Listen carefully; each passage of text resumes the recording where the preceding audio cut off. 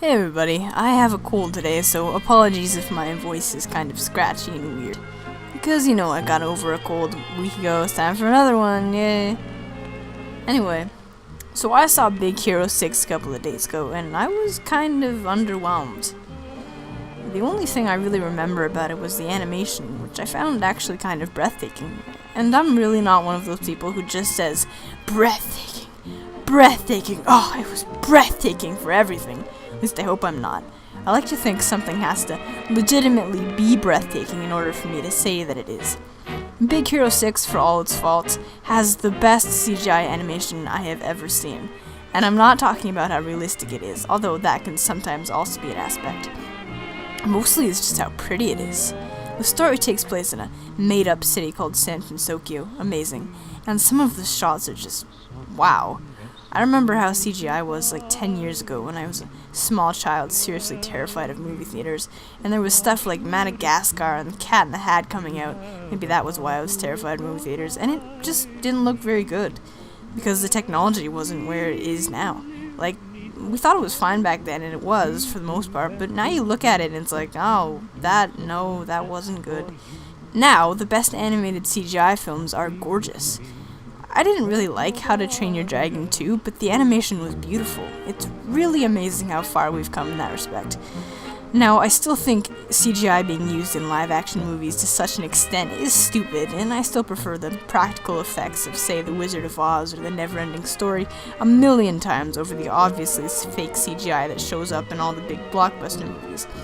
One instance of obviously fake CGI kind of ruining a part of a movie was in Warm Bodies.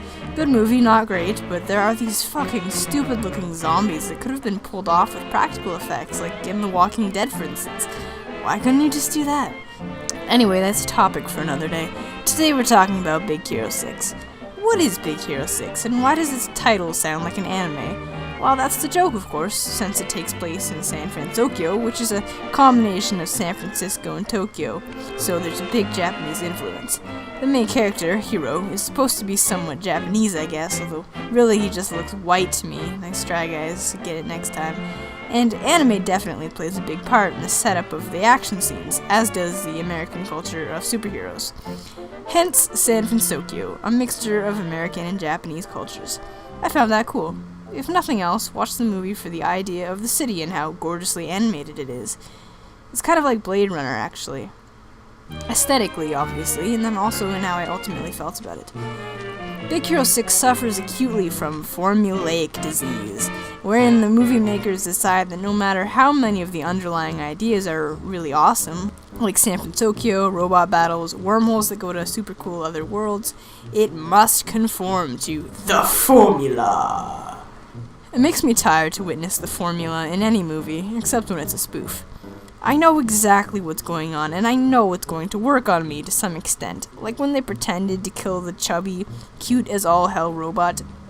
I knew I'd get emotional, and I was. It worked on me. I resented it, but it worked. The formula is used over and over again for a reason. They know it'll work on people. People respond favorably to it.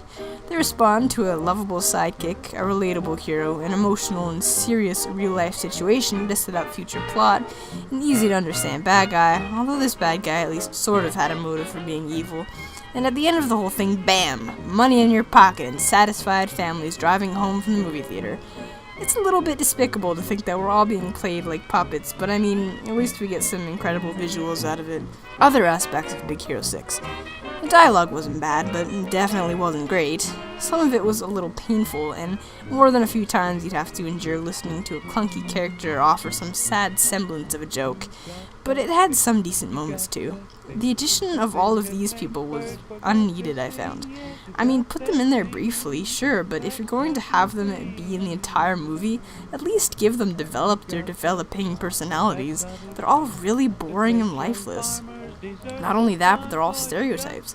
She's the bad girl with no personality, he's the slacker stoner with no personality, he's the black guy, I guess. This one I liked the most of them because she had more of a semblance of a personality. Like, she had one of the funnier moments in the movies when she was just blindly throwing things at the bad guy without looking. I laughed at that, and she was shown to be very intelligent but also very caring. The one character who kept asking Hiro how he was doing and genuinely seemed to care about him. I could sense some potential with that one, but of course it wasn't reached. I think the movie would have done better without these people cluttering it up. Do they think we would have been bored with just Hiro and Baymax? Because I wouldn't have been. They can handle their own movie. I couldn't tell you about the music because I literally don't remember a single note of it. Usually I make a point of looking out for a film's soundtrack because I'm a minor music nerd, but in this one I guess it all just passed harmlessly through my brain. I think it was fine. I guess. As I said, the area where the film really succeeds is the animation. No CGI kids film that I've ever watched has looked prettier. The one rather major gripe I have with Big Hero 6 is how it's the Iron Giant. It is actually the Iron Giant, repurposed with CGI in San Francisco. I realized this depressingly late, just at the very end when we thought Baymax was dead and it turned out he wasn't. That is literally how the Iron Giant ends. It was kind of depressing to see. The Iron Giant was a great movie. We don't need another one. Like, holy shit guys, I'm sure you can think of a new idea. People do it all the time. Anyway, in the end, Big Hero 6 is pretty innocuous.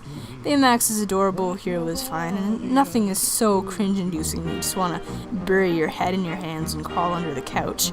It's a solid movie, and now San Francisco is a thing, so I guess I'm happy. Thanks for watching.